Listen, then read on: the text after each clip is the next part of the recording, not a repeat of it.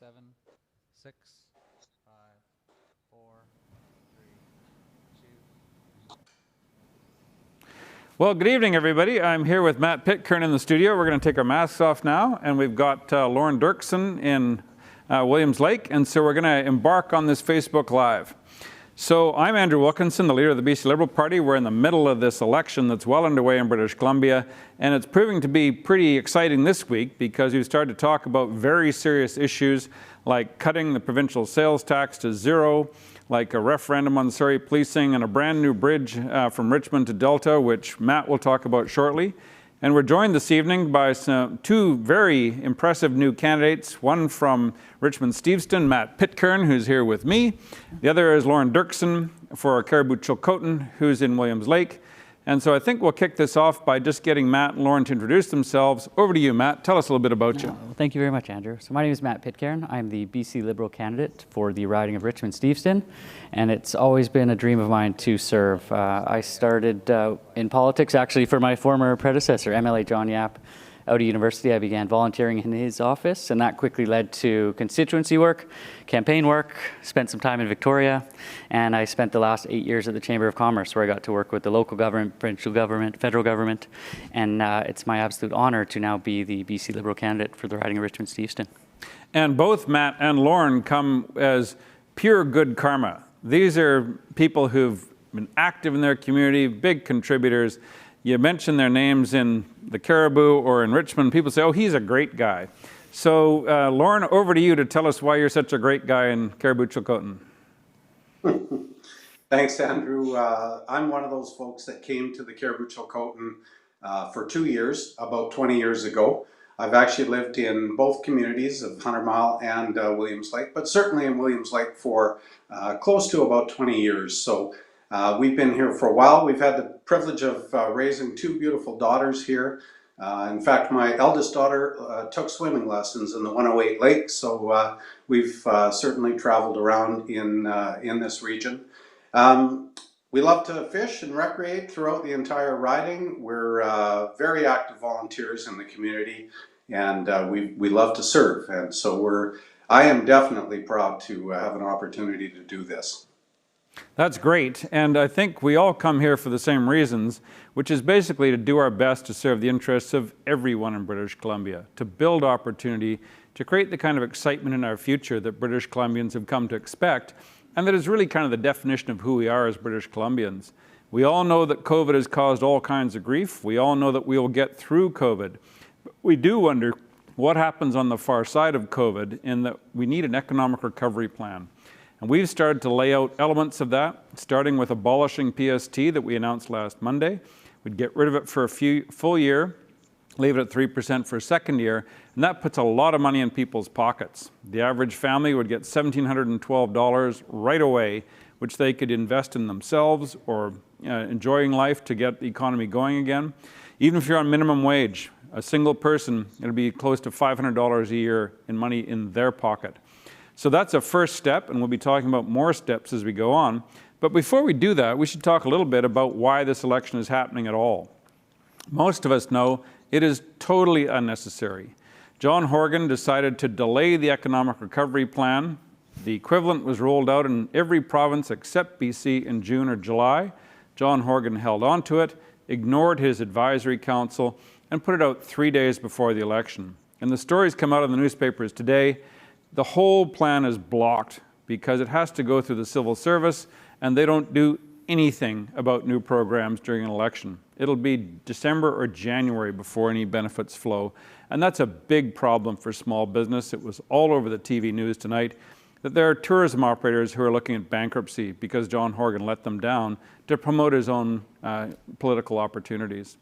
There's also something that came out today where you've got to wonder about the ethics of John Horgan. This guy decided to put out on social media that he had decided, the great John Horgan had decided, that there'd be no charge for COVID vaccine.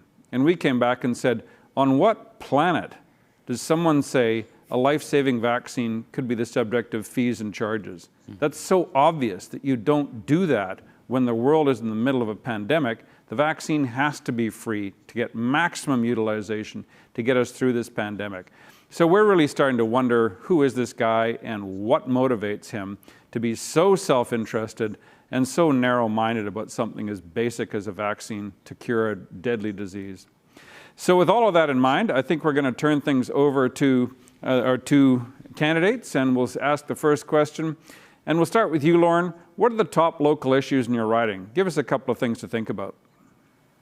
Yeah, there's certainly many here to think about and talk about. I do want to say this.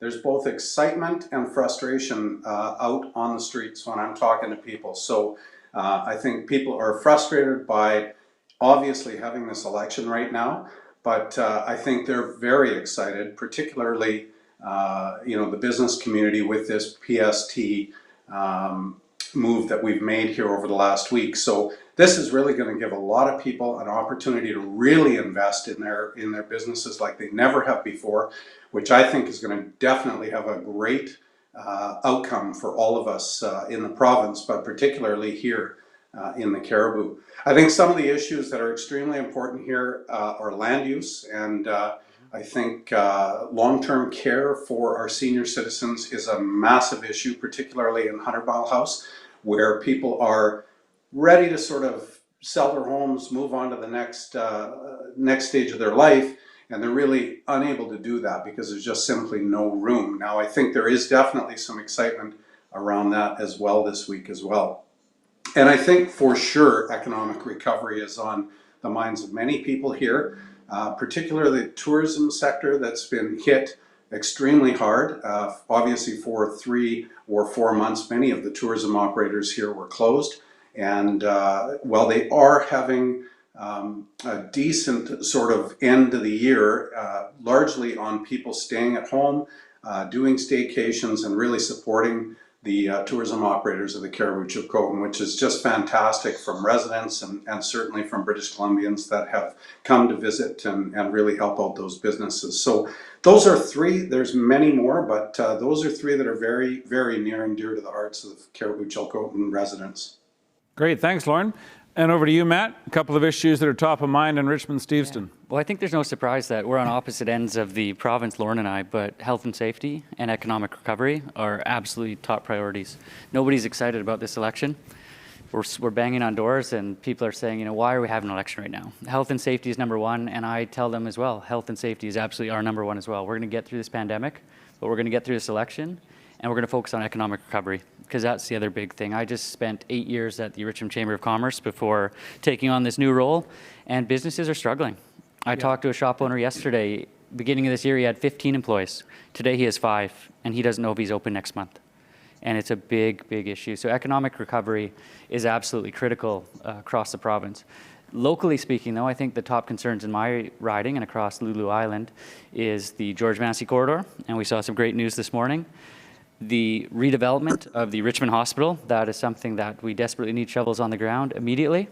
And very locally in my riding, Lyons Manor, which is a seniors facility which was demolished a number of years ago and needs to be replaced and rebuilt in our community to give aging seniors a place to stay in their community. Well, there are a couple of common themes here, and they're summarized in the next question. And before we get to the question, remember, you can use Slido.com to send in your questions. The directions are at the bottom of your screen, and we'll get those Slido questions and get them up on the screen here. So the first question is, seniors have been hard hit by this pandemic. What will you do for them? As a medical doctor in my past, I'm very pleased and proud to say that yesterday we announced 2 things. First of all, $1 billion in funding over the next 5 years, $200 million a year to build the kind of facilities that will lead to pandemic-proof residences for seniors. That's exactly what's being called for in Williams Lake and what's called for at Lyons Manor in Richmond.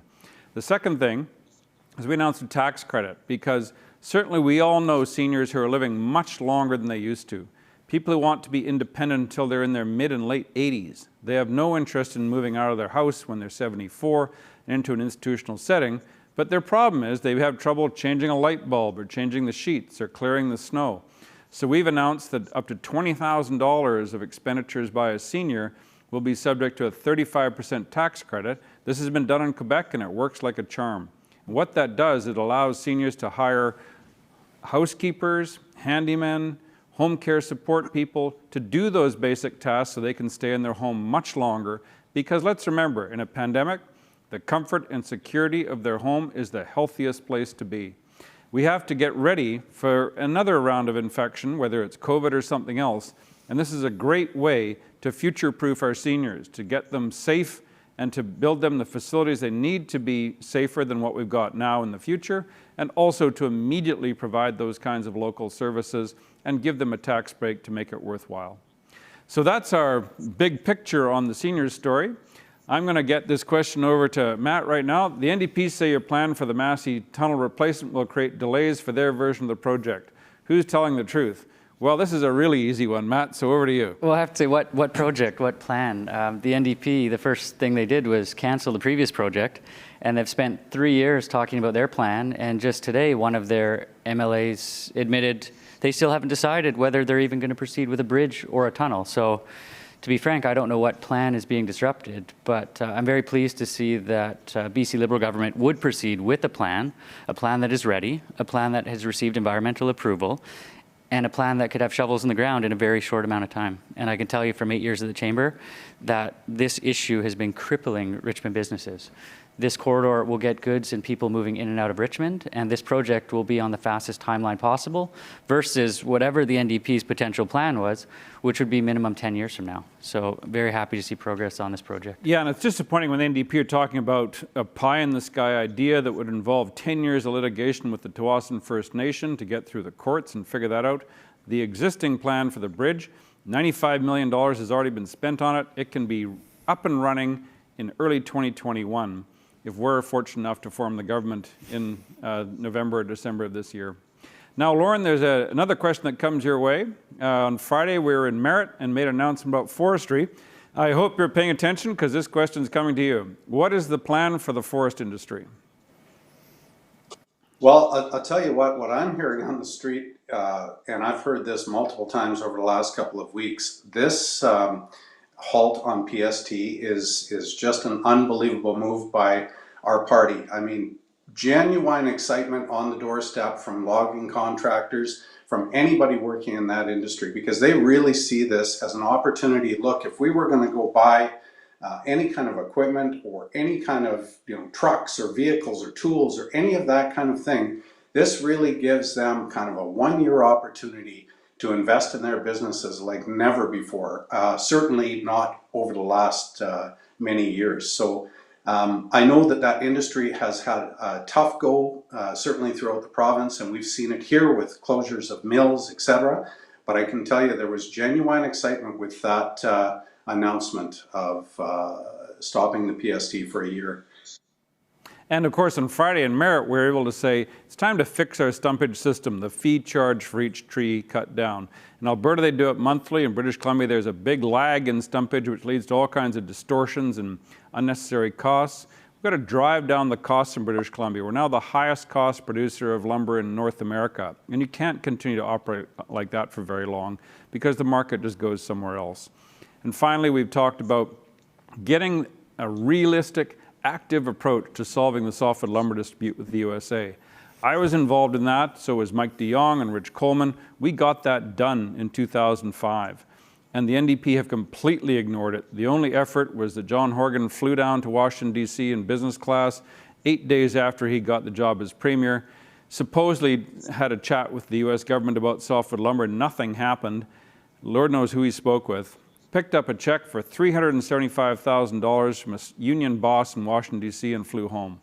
So we know what the real motivation for that trip was. It was a taxpayer-funded trip to pick up a union donation just before they banned big money in politics. So you got to wonder about the ethics of this guy. Whose side is he really on when he calls this unnecessary election and starts talking about charging for a COVID vaccine, which nobody will ever do in this province? So with that in mind, we'll go to the next question. How will you help address mental health and addictions issues? And we've been very clear on this last week. Again, my medical background comes in handy in that we've said you got to treat the causes. There are lots of causes. People are finding themselves in distress for family reasons, for financial reasons. They get into drug addiction sometimes because of industrial injuries or personal trauma. We need a prescription monitoring program to help those people avoid getting addicted after they've been taking strong drugs as prescriptions for a while. That's readily done. It's done in 49 US states, and it was going to be done here until the NDP decided not to bother. There's also the whole issue of getting a pathway to get people off drugs. We don't do that in British Columbia right now because the NDP have decided that all you need is harm reduction. You can take drugs forever if you want to. And my position has always been, if this is your sister, your mom, your daughter, you don't want to consign them to a lifetime of injecting narcotics. You want to get them to a pathway to get off drugs. And that's just a basic human concern, showing the dignity and respect that we have to have in this province for everybody. So Matt, I'm going to hand the next one over to you. What is your plan for Steveston Interchange? And just the background for people like Lorne, just north of the Massey Tunnel is the Steveston Highway crossing, which is currently a fairly narrow and elderly bridge, and that has to be part of any improvement to the tunnel. And the original plan with the tunnel was for a fairly elaborate interchange. There were some objections in Richmond, and we said today there will be adjustments to that interchange to match the community concerns. So, Matt, can you just tell us a few of those concerns and how they might be addressed? So, Andrew, today there is a 2-lane overpass. It has a stamp on the side that says 1959. And that's how long this overpass has been sitting there. If you go on a weekend, you're lined up, almost a kilometer in every direction trying to get over this piece of infrastructure. So it's clearly not meeting the needs today. But I can tell you from working at the Richmond Chamber for the last 8 years, we did hear major concerns from the community, from our local city hall regarding the previously proposed plan, the height and the scope of the interchange that was proposed in the original project. And I think it's really important that we work with the city to find a solution that gets people and goods moving, but reflects some of the concerns in the local area to make sure that interchange meets the needs of the community and meets the needs of the commuters that are going through that corridor. Absolutely. So, we have questions available through Slido. You can go on slido.com. And we're now going to hand over to a video clip, which is going to provide a question from one of our interested British Columbians to be answered by the three of us. So here we go with the video clip. Hi Andrew, my name is Fred Scott. I'm a professional engineer in Steveston. So naturally my question is about infrastructure. The NDP has been in power for over 3 years. They've done absolutely nothing on the Massey Tunnel replacement. What would the BC Liberals do if they were in power? Thank you. Well, I think we addressed much of Fred's question, but he actually makes a very good extra point there that needs to be addressed. It came up today in conversation, and I made a list of them. How many hospitals did the NDP build in the 1990s in 10 years in office? The answer is 0. How many hospitals have they started construction on as of an NDP promise for a hospital in the last 3 years? The answer is 0. We built 14 hospitals all over British Columbia. Regardless of how people vote, we provided the services that people need. The BC Liberal Party believes in executing on building contracts, on getting stuff done. Just look at the bridges, whether it's Golden Ears or Kelowna Bridge, Port Mann Bridge, the South Fraser Perimeter Road, we get stuff done. And that's why we've said that Massey Tunnel Replacement Bridge needs to be restarted immediately. So Fred, I hope you've got your professional engineering status in good order, because we're going to need you in the years to come. Now we've got one more question here. How has a campaign in the middle of a pandemic affected you and your families? Matt, can you tell us the difference in Richmond in campaigning? Because Richmond has a particular cultural norm about masks and distancing. And we'll ask Lorne as well, because in the Cariboo, there's a lot more space. People aren't packed into shopping malls so much. They're out in the country. And we'll get your perspective on pandemic campaigning. So Matt, over to you. Yeah, so campaigning in Richmond during a pandemic's been a very unique experience. We're doing very limited door knocking, and that's primarily just myself on the doorsteps. And I'm having many, many conversations with wonderful people through windows. And they appreciate the fact that we're trying to connect. They recognize the challenges. But I never thought I'd be standing 8 feet behind a glass window with a mask on, talking to an individual inside their house with a mask on as well. So it's been a very, very unique experience. People, I think they appreciate and they respect the challenges that candidates have campaigning during a pandemic. But I never thought I'd be talking through glass wearing a mask 16 hours a day as I'm connecting with constituents. Exactly. And Lorne, tell us about pandemic campaigning in the Cariboo. Yeah, very similar situation here, Andrew. So, we've been door knocking very carefully over the last couple of weeks, and so we're approaching gloves and masks as well. And of course, we've had some of those same conversations through windows, through cracks and doors. And to be honest, we've been welcomed as long as we've been very careful about it. So we're generally traveling in pairs. And like I say, we're being very respectful. So for those folks that, just don't feel comfortable having that conversation, or perhaps leaving a leave behind or anything like that, then of course we're just living by those rules of their home and trying to be as respectful as possible. Although I will say that they're glad to see us in most cases and happy to talk to us about the issues of the region. I would also say too, our offices, both campaign offices in 100 Mile and in Williams Lake, of course, we're following all of the appropriate WorkSafe BC rules, which limits the amount of people that we can have in the office. And of course, you're met at the door with a mass compliments of us, and of course also hand sanitizer and all of the appropriate measures there as well. So I think we're all learning to live with it, and we're trying to be as respectful as possible. And I think the key word there that Lorne brings up is respect. I mean, we have to work within the parameters of the neighborhoods we live in and work in, and if the community has expectations, then we respect them completely. And Andrew, if I can add to that, in Richmond, the four candidates, we're sharing an office. It's not a public office, so it's just ourselves and a few core members of our team. And we've really brought the campaign to the streets. And for me, that was the creation of the Matt van. So I've got my mobile campaign office, which we are taking to constituents in areas that they're comfortable to connect, out of respect for the social distancing requirements and just the general challenges of campaigning during a pandemic. So the Matt van, I think, has become a regular sight in Steveston these days, and we've been getting a lot of really positive reviews. Good.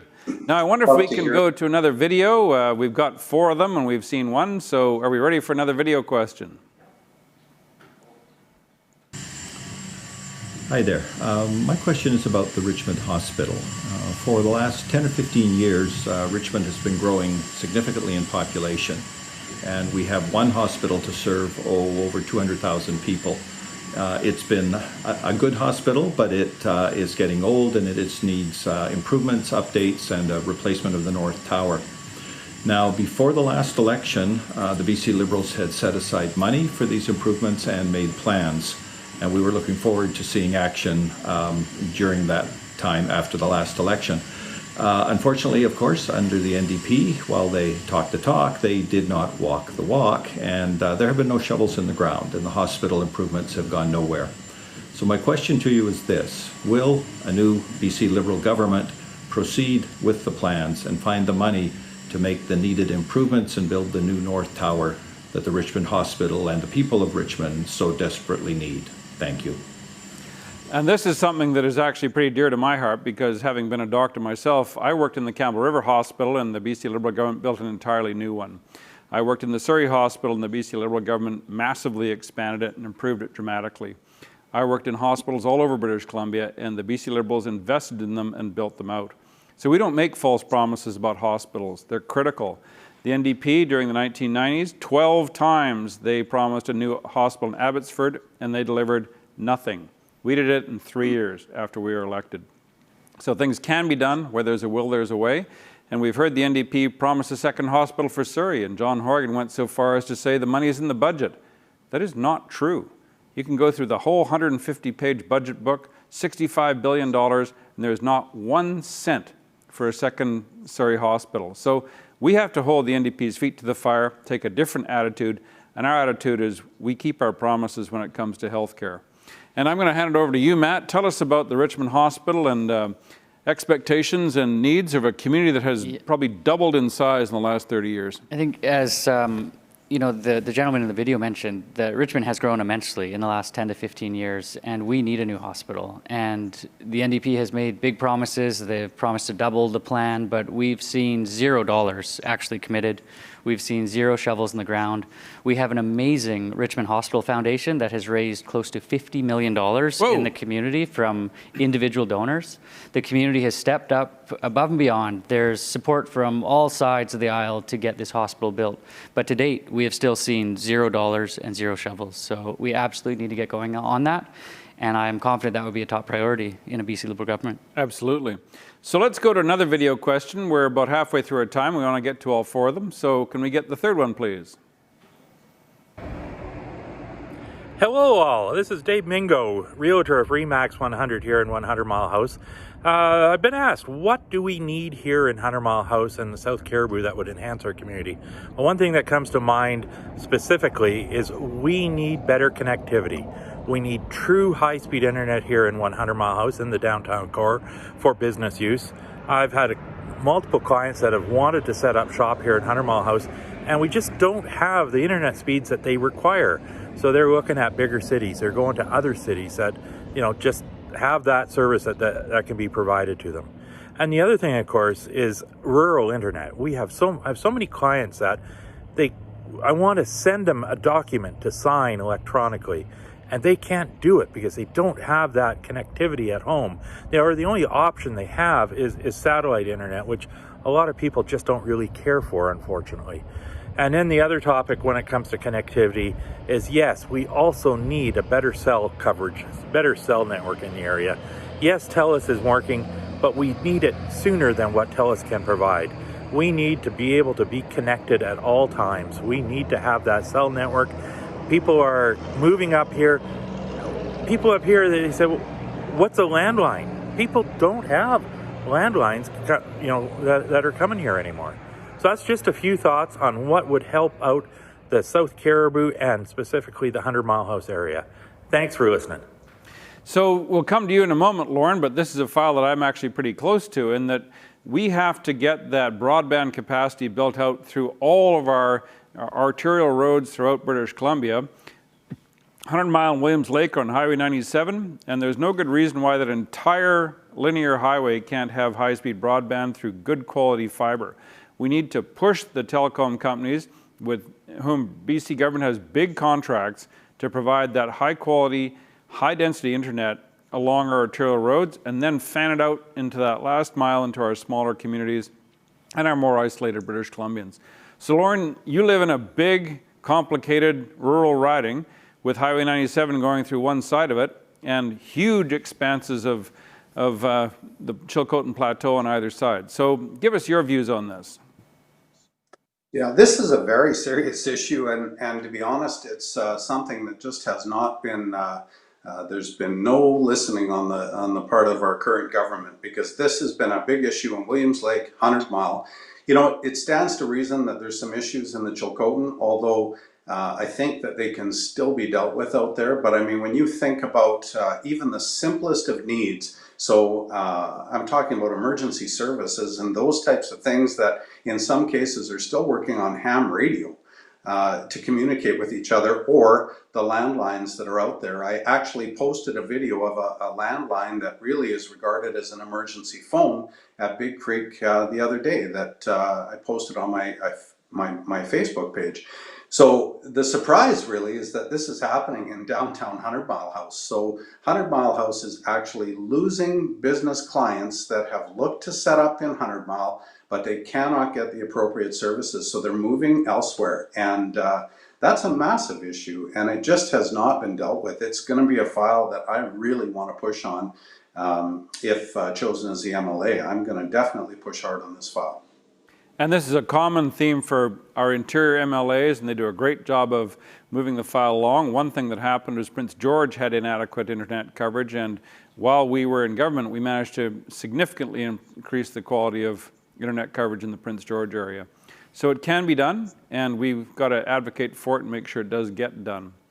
So I think we've got one more video. Perhaps we can play that right now, and I think it's another one from the Cariboo. Hello, my name is Ingrid, and I'm the chair of the 108 Mile Ranch Community Association, and I'm asking the Liberals at the moment, what are they trying to do, or what are they doing to the 108 airport? It's one of the most airports in the whole region because of the long runway, and the lights and the ceiling and the coating on the ground is 28 years old, so it needs a big renovation there, I guess. So I'm asking you, what are you planning to do? And a bit of backdrop for people who aren't familiar with the Cariboo, and Lorne, you know this very well. When you go north from 100 Mile House, which is named because it's 100 miles north of Lillooet, which is mile 0 on the old Cariboo Road to the goldfields. Once you go north from there, another 8 miles, you come to a lovely residential area called 108 Ranch, which has a great restaurant and golf courses and a fairly big airstrip. And so the issue comes up that airports used to all be federal until about 25 years ago. And in a place like Williams Lake, the airport was basically handed off to the municipality for maintenance. And sometimes these airports lack some cash flow, but there's a critically important factor we have to remember. In times of fire, these are the logistics bases, they're the evacuation bases, they are very important when things go wrong. And also for air ambulance services. We have to make sure we've got appropriate air ambulance services. And I'll tell you, I will never forget being at Dease Lake when I was a newly minted doctor, going out to the airport with a critically injured 16-year-old, getting him in the back of a big Cessna Caravan. And we said, well, how do we take off? And the pilot said, don't worry. The police cars go down the other end of the runway, turn on their headlights, and those are our landing lights. And if you get too close to the police car headlights, you got to turn off the engine and put on the brakes. So we took off in the dead of night right over the top of these 2 police cars, and they turned on their flashers to show that we were going to survive and make it up to Watson Lake. So, Lorne, tell us a little bit about the 108 Airport and what could be done, who owns it, and what kind of things are needed. Yeah, so this is a very important issue to the region.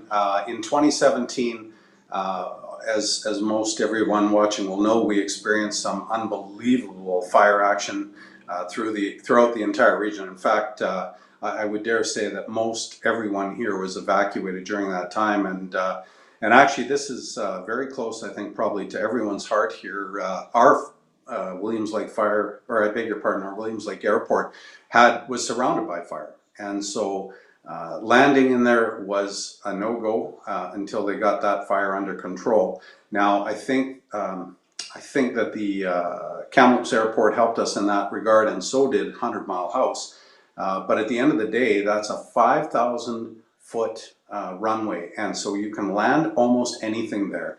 And it's been said in the community that in a moment of emergency, everyone meets at the airport. And so that is meaning that we need to get people in by way of firefighters, etc., or we need to get people out that have been injured or hurt, that type of thing. And so the problem at the airport in 108 Mile is that it's 28 years old. The paving on it is 28 years old, and it was sort of put on a base of sand to begin with.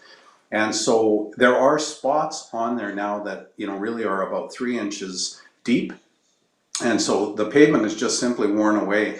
And if you look at the entire runway, it's sort of crack sealed and kind of buttoned together.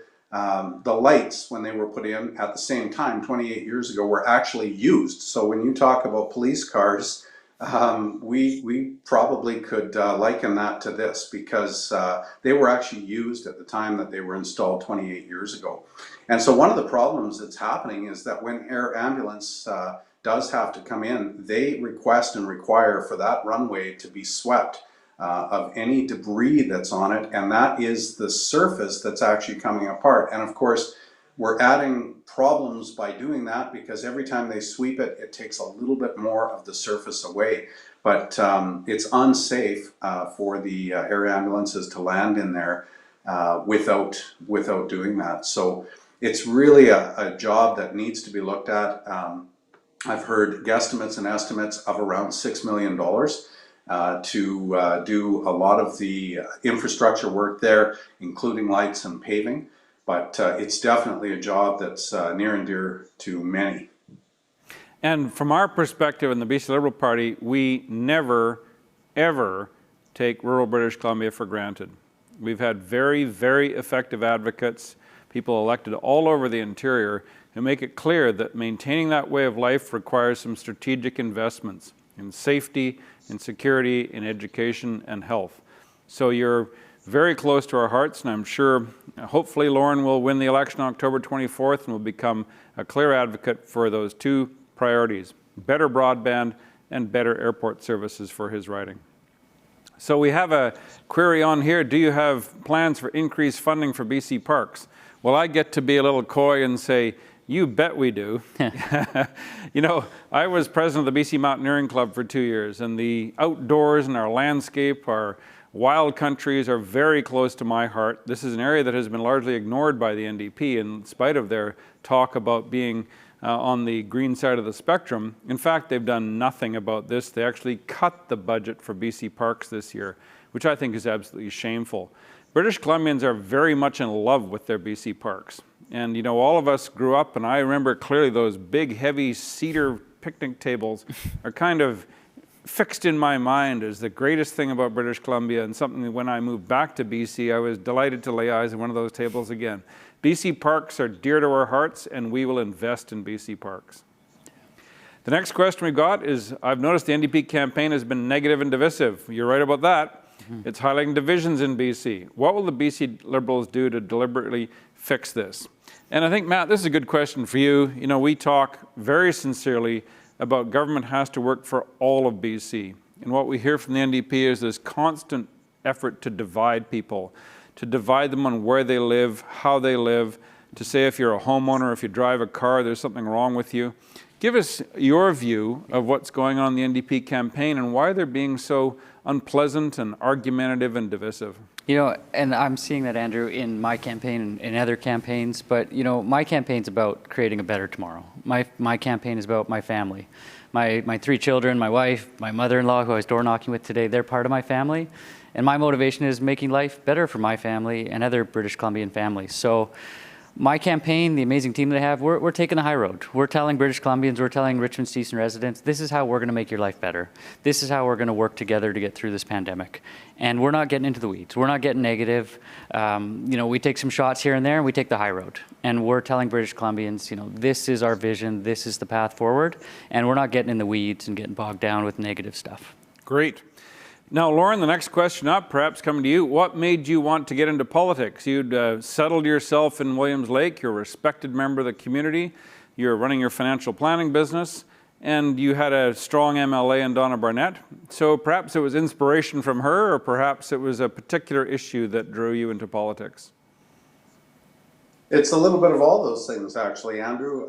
You know, Donna has, I've been sort of traveling around a little bit with Donna over the last couple of years, and to be honest, you know, at first I was leaning more to staying toward the private practice, but you know, my biggest fear is that rural British Columbia, I think more than ever needs a voice, and I think sometimes it's hard to convey that into Victoria. You know, I think that it doesn't matter what industry, you know, what's happening in our forests. You know, we talked about briefly moments ago about BC parks. You know, when they were closed by our government, you know, not so long ago, that was a massive issue here in the Cariboo-Chilcotin. I mean, people here love to recreate out in the countryside. So, you know, there's been other things too that, you know, decisions that they just don't feel like they fit for the Cariboo. You know, when we close banquet halls, you know, in our communities, when you close maybe the one and only banquet hall in our community, you've really taken away the only safe space that we can meet indoors in small groups, right? So, you know, those have been issues, and I really feel that those types of messages have to be conveyed. And Donna Burnett was listened to. I intend to have my voice listened to as well. And I really look forward to speaking for the Cariboo residents, because most of them are fairly straightforward with their opinions. So I just want to be the conduit to get to Victoria and make sure that people understand what's happening up here in the Cariboo-Chilcotin. And I guess lastly, I've always believed in community service, and I think nothing more noble than this as community service for all the residents of the Cariboo-Chilcotin. And that's so great to hear, Lorne, because that's all the right reasons to take this on. And we'll look forward to your strong, clear Cariboo voice in Victoria. Now, Matt, the last question is probably an easy one for you. Thank you for committing to the Massey Tunnel replacement again. Never should have been cancelled. When will it be done? So, Andrew, if we can get this started, shovels the ground as soon as this election's done, early 2021, 5 years, we can have a new crossing. And that's 5 years too late, but it's better than 10 to 15 years, which the NDP are putting forward. We've got 80, 90,000 plus people going through that corridor every single day. We know 60% of those people are going to and from Richmond, and those people are coming to Richmond to work and driving back home to take care of their families. And we've already got companies like London Drugs and others looking at relocating if something is not done. So it will be done in 5 years, and that at this point is the absolute fastest timeline possible. If the previous project had been under construction as we speak, we'd have a new bridge next year. But this is the best we can do, and we're going to get this back on track, and it's going to be a huge relief to Richmond residents and citizens all over the region. Now I'm going to eat a bit of humble pie here. One of the questions on the screen here says that the inquirer is a woman contractor, and that I was mentioning yesterday and today that we would be providing those tax breaks for seniors who made the use of home support workers, of housekeepers, and people to do home repairs. And she correctly points out that handyman is kind of a dated term, so I think you're right. It's probably better if we're talking about contractors who do home repairs. So thank you for that advice. It's very helpful, and we'll move ahead on that basis. So last question I think we'll have to each of you. What will you do to ICBC? And the answer is, let's talk about that at 10 o'clock tomorrow in front of Cheryl Ashley's house in Maple Ridge, Pitt Meadows. So with that, we'll have room for one more question because ICBC is going to be the topic of conversation tomorrow. What will you do to sustain the lumber industry long term? And Lorne, you're in a community where we've seen closures of mills under the NDP in Chasm, in 100 Mile House, in Williams Lake, and all around you, whether it's Cornell or the Tolko mill in Merritt, and the concern about possible mill closures all around your region. Give us a sense of what the NDP were doing to the industry to essentially let these things happen and not really care. Yeah, our stumpage system, as you indicated earlier, needs a complete overhaul. The problem is that often the stumpage is completely opposite of the market. So in other words, they've got a recessed market, pricing of lumber, etc., is very low, and stumpage is very high. And I think that many of the contractors and mills got stuck in that earlier in the year. And to be honest, it was an absolute fail on the part of the NDP government. I mean, listen, we were down on Mackenzie Avenue supporting the loggers. I think we cooked about 600 hamburgers in the space of about 2 hours. People showing their just absolute disgust in what was happening in the forest industry. And of course, let's face it, everybody made their way down to Vancouver as well. Many of those same contractors to really, show the disappointment in the government's decisions surrounding stumpage. And here's how it plays out in small communities. We had logging contractors moving to Alberta, for crying out loud, to log over there, which there's certainly plenty of work to be done here, but simply it was just not profitable to do it here. And so when you see that kind of a thing, I mean, we talked about earlier, the breakdown of just the fabric, I mean, you've got families that are disjointed and separated through that period of time when it really just isn't needed at all. And so that definitely has to be dealt with, and I certainly hope that we're the people to do that. And one last question that I'll be able to answer, talking about housing affordability for middle-class families and the affordable way of life for middle-class families. British Columbia is a place where people need to have a sense that they're going to get ahead. That's why we're living here. That's why we feel at home here. Everybody has to have that sense of belonging, and they're going to have a chance to get ahead. That's why we have a great K-12 system with good teachers that gives everybody the same qualification when they're coming out at 17 or 18 years old. That's why we have affordable, high-quality higher education, so everybody can get a chance to get ahead. But affordability remains a major issue.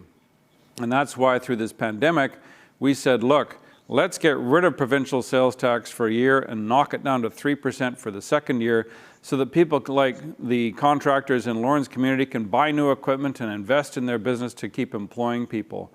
So someone earning minimum wage, who's a sole person living on minimum wage, can save $460 a year immediately. So a family of four, the average BC family, can save $1,721 immediately. And this is the beauty of tax cuts, is it puts money in people's pockets right away.